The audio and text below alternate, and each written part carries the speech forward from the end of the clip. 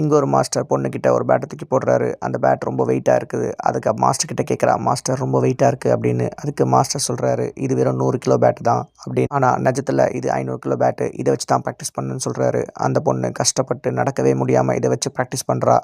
Tournament start ஆகுது. டோர்னமெண்ட்டில் முதல் ரவுண்டில் அங்கே இருக்க பாட்டில்ஸ் எல்லாம் உடைக்கணும்.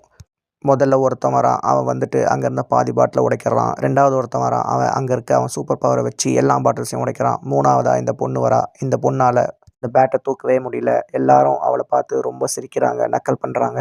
செகண்ட் ரவுண்ட் ஸ்டார்ட் ஆகுது. செகண்ட் ரவுண்டில் அங்கே இருக்க எல்லாருமே வின் பண்ணிகிட்டே வரான். கடைசியாக இந்த பொண்ணு வரா. இந்த பொண்ணுக்கிட்ட நக்கல் பண்ணுறான். இந்த பொண்ணால் ஒன்றுமே முடியாதுன்னு சொல்கிறான். உடனே இந்த பொண்ணு அவன் பேட்டை கீழே தூக்கி போடுறா. அது தரையை உடச்சிக்கிட்டு போகுது.